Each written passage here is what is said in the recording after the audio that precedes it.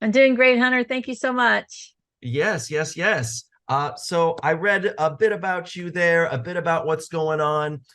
Is there anything you'd like to share with the folks listening in before we jump in? No, I think you did a great job of setting us up. We've got a lot to talk about, so let's A let's jump lot right to in. talk about, Robyn. Let's do it. I have to say too, I Absolutely. got a I got a standing desk now. This thing is a game changer. My partner built one for me, and I'm just like so much more present for my calls, and I just have to thank That's him for that every awesome. day. It's really great, Yeah. and it massages my feet too while I stand on it. It's you What? know, I know you can get these pads that are like shaped weird, and then you Sure. can, it's kind of like how you have a fidget for your fingers. It's like that Sure. for your feet, but it also massages it. So That's fantastic. See, little things can make a big difference, right? Just a little you know, change, standing up versus sitting down. Much oh like my the gosh, conversation we're going to have today, just a little bit of exactly. change can make such a big difference. Exactly. I knew you would pick up what I was putting down there. I knew you would. So can you let's jump right into it. Can you discuss, some of the biggest barriers with resumes and job descriptions, especially for veterans and military spouses? Yeah, absolutely. Well, great question. So, the biggest barrier is that job descriptions are typically written from a task based perspective. So, what tasks do I need done, or what tasks do I need to achieve in this role? What tasks do I need to be able to do? Versus a resume, people are trying to talk about their skills and their accomplishments. So it's a different language. You're trying to compare apples to oranges versus apples to apples. So when you transfer over to a skills-based process, and employers can write job descriptions more on the skills they need for the organization, now you can start connecting the dots between the skills veterans have and the skills veterans military spouses have to the skills that an employer needs. When you write a task-based job description and you ask someone if they've done a particular task, a lot of people are going to have to say no, or they might squeeze themselves in. There was just a new study came out that said 78% of people will embellish their experience because they're trying to get through the filters to get to an interview. Unfortunately, that's the whole problem. And veterans and military spouses are in that category as well. However, they will not embellish as much on their resumes. They'll just simply say, no, I don't have that experience, and they will take themselves out of the equation. So Mm, if you write and say, I need these skills, and a veteran can say, I used those skills every day, regardless of what they did in the military, regardless of what their title was in the military or what their core occupation was in the military. If you ask them about the skills they have, it's an entirely different conversation. that's so true because, and I love too that you were talking about the numbers there that military folks won't embellish as much because so much of their training, their career, their core values is about speaking truthfully and honestly, and they're not Exactly. going to feel like they want to lie. But also on the other side of that, if it's about the way the question is phrased, Exactly. yeah, Absolutely. versus skills, yeah. And there's so much different language in the military, and we call it so many different things in the military than what the civilian language would call it. It's really doing the same thing. Again, if you whittle it down to almost the common denominator, which are the skills required of that job, then we can talk the same language, regardless of industry, previous title, previous employer. It doesn't matter. What skills do you have? Doesn't matter how you got them, when you got them, where you got them, but do you have them? Let's have a conversation. Yeah, so important. So, in your experience, for all these folks, for military veterans, military spouses, people with disabilities, justice involved candidates, how are they given equal consideration in the hiring process, and how are they not? Would you say? Again, it's that first barrier of that entry point in getting to an interview. You talked about, we're going to talk about applicant tracking systems. When applicant tracking systems were first designed, it was made to help HR and talent acquisition teams track applicants through the process. I've brought this person in. Where are they in the process of getting hired? Now they're being used as filters. So on the front end, they're filtering people out Either they don't answer the questions properly, or their previous title doesn't match, their previous employer isn't in the industry that they're applying to. There's so many of those filters that they're using these. So all of these people in the military, people with disabilities, they may not have that industry experience, but they have the skills because they've either earned them in volunteering or school or whatever, however they've earned them, they have them. But if you ask them if they've specifically worked in the manufacturing industry, they're going to say no, or they'll say yes.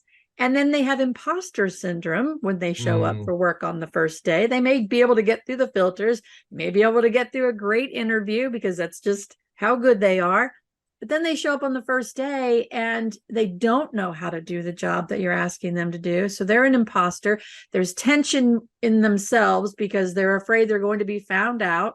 Versus the skills-based process, when you say, here's the skills I need you to demonstrate on day one, they're going to hit the ground running. They're going to be confident and comfortable in those skills, and they're going to be proud knowing that you've brought them in because of their skills, and they're not going to have imposter syndrome. So there's just that first entry point for employers really needs to be thought better of how are we finding the talent we need for our organization? And it's about quality, not quantity. So if you're just trying to fit, a warm body into the seat, there are millions of people out there who'll just sit in the seat for a day or two. No worries. But if you really want the quality and the retention and the productivity, all of those things for your company, and without them, your company will flounder, right? I mean, the bottom line is if you don't hire the right people, you're not going to build or grow your business. But that entry point has to say, what am I looking for? What do I need? And then find those people and not just filter people out because they don't have a certain thing, but embrace people who do from any walks of life. I think that's really the key in our messaging is we're all human beings. We all bring something special and something specific to an organization, but that organization has to know what they're looking for. They have to know what they need, not just tell me you need to be able to chop down a tree. Okay, what does that mean for your company? And if there are no more trees to chop down in your company, but now you need me to go pick apples, but I don't have the skills to pick apples, now I'm standing around and you're paying me to do nothing. So if you look at it from a skills perspective, and I have a well-rounded list of skills that you can utilize no matter what the business needs, you're going to get a more productive employee, a better retained employee. It's just, there's so many benefits to it, but it's that entry point. You got to start there. You got to think about the skills you need for your organization and how are you finding the people with those skills? Yeah, because there's so many different hidden talent pools that are just not being seen or heard or lost through the ATS and all of that stuff. Like you said, it used to be a powerful tool. Now it's literally a filter that's just weeding out so many talented folks. Yep. So how can organizations implement a skill-based process in their search rather than just, it must be more than just listing words on a job board? It really is. And it's going to sound like it's a lot of work, but the ROI of doing it, and it's almost like cleaning house, right? You go through your junk drawer and you're going through all the junk in the junk drawer and you come down to this little tiny pile of what you truly need for your business. So it's really about, first of all, figuring out what skills does your company need, and not just in each role, in each specific, task that you need done, but what does the company look for? What does the culture, what are you looking for in somebody that will fit into the culture of your business? And really think about, go back to almost day one, as Jeff Bezos said, it's always day one, right? So you start at day one. If you're hiring that first employee, what do you need them to do to take off of your plate? The skills that person needs. Okay, start there. So you've got it's a process, but once you get the skills defined for your company, and then you start to define those skills for each role within the company or a set of roles, once you've got it done, it's so much easier and you get so much ROI from that. But it is a process to sit down and say, all right, we're going to clean the slate. We're going to wipe the chalkboard. What skills do we need? What do we look for in somebody that's talking to our clients? What do we look for in somebody who's building our products? What are those skills that we need? And is there overlap between the two? Could we take somebody that's been talking to our clients and knows exactly what they need to help us build the product that we're building? So those are listening skills, communication skills, all of these things. There's overlap within companies, but it starts with them sitting down and really cleaning the slate to say, all right, open-minded, what skills do we need? You got to leave the egos out of it. You've got to leave all of the noise out of it and just sit down and say, what skills do I need? And who would have those skills? Where would we find those skills? And the problem too, for like a lot of businesses, is that tapping into these hidden talent pools can be difficult because you don't speak the language, or you don't recognize, again, the skills that they bring to the table, primarily because you're not looking for the skills in your company. You're looking for somebody that's been a project manager somewhere else. Does that make them good at being a project manager at your company? No. You're looking for somebody that's done manufacturing and been on a manufacturing line. Well, does that mean they're going to be good at your company? What skills do you need? And be able to recognize those skills as they're demonstrated out in the world, wherever you go, at an event. If you know exactly what skills you're looking for and somebody demonstrates those skills while you're at a networking event or a job fair, you're going to say, this is the person I want to talk to, versus just saying, give me your resume. Let me see. No, your title doesn't fit. You didn't do the job before. No, your industry doesn't fit. You haven't worked in manufacturing before. How do you know that that person isn't the purple unicorn you've been looking for? I love that visual. The purple unicorn. Not just the unicorn, but the purple unicorn. That's right. I love that. So, okay, so now we know we have to, employers, it would benefit them to move to skill-based systems rather than just titles and job descriptions, stuff like that. So what else can employers do? We talked a little bit about ATS, the ATS systems. How can employers address these challenges associated with the misuse of these applicant tracking systems and the ineffectiveness of other old recruitment processes like job boards and listings? Yeah. Well, one of the best ways is to have an executive who probably didn't go through that process try to apply for a job at that company. See how complicated their application is. See what kind of questions they ask of someone in their application process. A lot of people with disabilities, especially neurodivergent populations, will look at an application and see that it's going to take them 45 minutes to fill out the application. They're not going to do it. They're going to stop. Or they'll get to a certain part in it and it'll be a little bit more complex. Doesn't need to be that complex. What exactly are you looking for? The thing about it, what they can do is look at these things and not how we can filter out quality and get quantity, but flip it around. How do we embrace quality in our application process and our interview process and our job fair process versus just getting people in the door?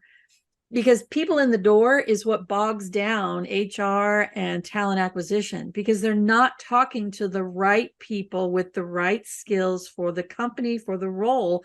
So they're frustrated. They've got to figure out a way to get the volume down to what they're looking for. So that's why they resort to those filters. So my advice would be for companies to look at your application process, look at your hiring process. Ask yourselves, how are you embracing untapped talent? How are you embracing someone? Do they feel welcome if they've got a disability? Do they feel welcome if they are justice involved? 1 in 3 Americans have some form of criminal record, criminal activity, whatever it is. That's a lot of Americans. Most of them did not go to jail. Most of them did not go to prison, right? And they have so many skills. And economically, if we don't support them and allow them to have great careers, guess who pays for that? Like all the government assistance and all those recidivism, all those things. So my advice would be, going back to it, just take a look at your application process. How complex is it? Why does it need to be that way? Keep asking yourself. Why does it need to be this complicated? Do we need an education? Do you need a bachelor's degree to chop down a tree? Do you need a bachelor's degree to do every role in this company? Why? Keep asking why.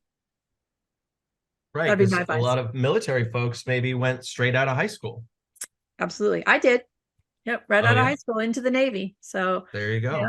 And I ended up not getting my education in the military, although I did go to school while I was in the Navy and I did afterwards. But most of the people coming out of the military do not have their degree.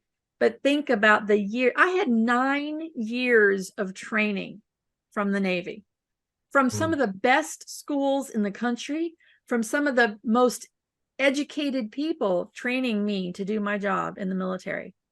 I That's came out and no one could tell yeah, me how that translated right. to the civilian world. Right. So is that one of the reasons why you were inspired to focus your efforts on improving, veteran and veteran folks, their employment through inclusive hiring practices? Because for you, like you just said, like there was this missing. No one told you how to do any of this. Yeah, absolutely. So when I got out of the Navy, well, first of all, going in the Navy in this late 70s, early 80s, women weren't allowed to do certain roles. So I really started my advocacy there of having to fight to say, if I have the skills, if I can pass the test, if I have the strength, why can't I even get interviewed? Or why can't I even get the opportunity to talk about being able to fly jets, do whatever at that point? So that started my journey. And of course, when I got out, as I mentioned, 9 years of training, 9 years of experience that I couldn't translate into the civilian community. And I was basically told, go start your career over.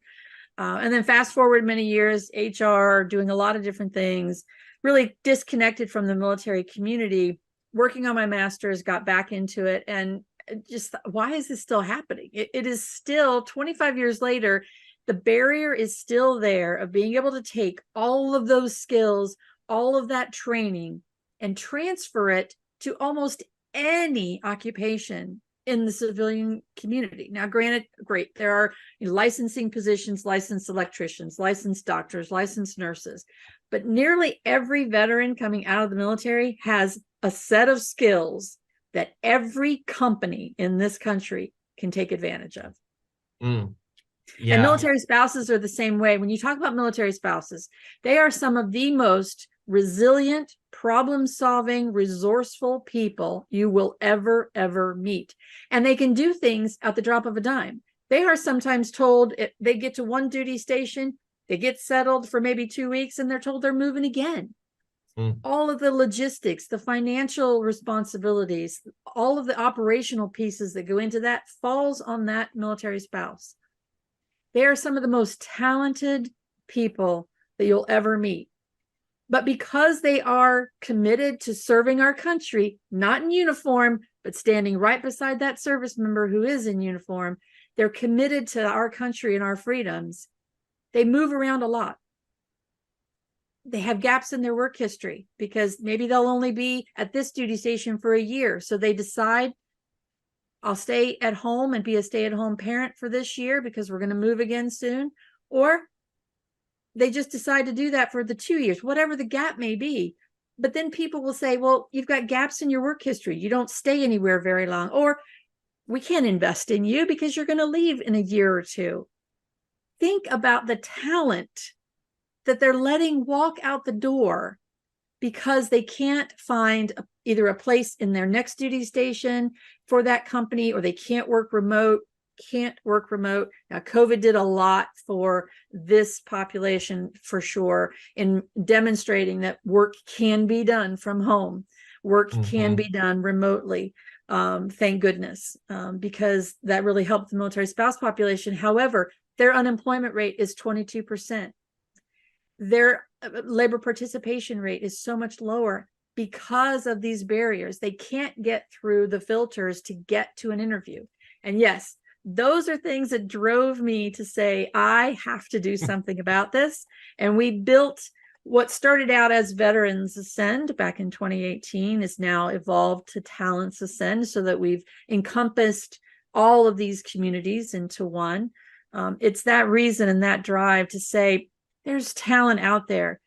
remove the barriers, get rid of the noise, sit down and have a conversation with these great people. These are human beings. They deserve to be respected and valued for what they bring to the table. Doesn't matter how, when, where, or how long ago. Just have a conversation. Yeah. Oh, I love that, Robyn. I hope everyone does exactly what you're saying and also just brings you on, because you just fill me up with so much hope and life. Thank you for your words. I really appreciate you. My pleasure. So, oh yeah. So, okay. So we're talking about ATS and we're talking about all this stuff and these systems are outdated. So where do you see this moving towards? And, we hinted at leveraging AI. We're all talking about AI right now. How can folks do that now that help? How can employers leverage AI to help find these amazing people that maybe are getting lost in these old systems? Absolutely. So, I mean, one of the things, we use AI. Ours is a very simple AI to match and translate skills. There's a lot of fear around AI. Anything technology wise, any kind of artificial intelligence, you've got to use it properly, right? It has to be used with the positivity in mind, because you could program it to filter. That's what's happening with a lot of these things already. But you can then flip it around and program it to look for skills and look for people who have those skills, regardless. Again, our process is kind of, I'll say, a hidden one, if you will, because our candidates don't apply for positions. They don't search for positions. So they're not trying to fit themselves into a box. The box comes to them because the box says, I need these skills located here within this salary range. Go out and find those people that fit that criteria. So there's no reason for them to embellish because they don't know what they're going to match to. So I would say that as you're using AI, figure out how to use it in a positive way. How do you use it to embrace the people that you need, not exclude the people you don't want for whatever reason you think you don't want them, but embrace the people and be able to give them the opportunity to tell you about their skills and tell you about where their experience brought them. It's really about using AI for good reasons. And we use it every day in our lives. A lot of people don't realize how much we use AI in most everything, most technology, right? But you've got to know that you're going to use it in a positive way. Again, going back to, what's your application process look like? Are you asking questions you don't need to ask? And if you are, what are you doing with those people? If you're asking positive questions, you're going to get more positive responses. You're going to get the right people in. So for me, it's really just a matter of using AI in the sense that trying to be inclusive. If I need to embrace military people, does my process embrace them? How do they know about me? That's the other big thing for companies too, is military, they're going to get told about the big, Fortune 50 companies, the big companies who can afford to go to the job fairs. Smaller businesses can't afford always to go to those job fairs and find the purple unicorn they're looking for their business, right? And that's another thing that we're trying to really facilitate at Talents Ascend, is working with those smaller businesses to help them tap into these hidden talent pools and these underserved talent pools. The economic impact to this is huge. McKinsey just put out a report on veteran employment and doing a skills-based process. And the fact that if you use a skills-based process and bring more veterans in based on their skills, $15 billion can be added to our economic growth. There's another study out there that says if we brought in just 1% more of people with disabilities, we could add 25 billion to our GDP. So there are so many reasons why both helping that person thrive, which helps their community thrive, which helps the economy thrive, right? There's just so many downstream effects or upstream ROI from that. And it doesn't take much. It just really takes somebody at the level within a company to say, we are all human beings. What humans do we need in our company? What skills do we need them to have? and think about how you can bring them in instead of shutting the door on them. I couldn't agree more, Robyn, because there's so much talent that's just getting lost, and there's so many different. There's veterans, but veterinary spouses, the folks, on as someone who's, I heard a new term that I've embraced as someone who is also neurospicy, a friend of Oh, mine. Yes. okay. I not heard that one. Yeah, exactly. One of my very good Gen X friends was like, described themselves that way. I was like, oh, I'm keeping that one because I got my bag of things, and I'll call it neurospiciness. I And like it. we don't, like you said, like we don't fit in these boxes, like these applications for some of us and for other folks. It could be just a complete automatic no, because my brain doesn't commute with it. So I'm not even going to do it. And Exactly. then so many amazing people are lost out of that. Absolutely. And they take themselves out of the workforce. They take themselves out of the labor pool, right? So, and then what happens to them? They end up either in trouble and government assistance, or just, sleeping on mom's couch forever.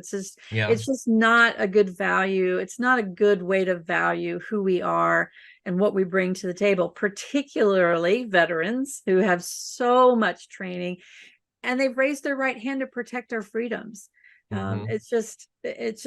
It's important to do that for the right reasons. Military spouses, military families are some of the largest population that are in financial instability because they're not making enough money from the military, because they have a family to support and their military spouse cannot get employment, cannot get gainful employment.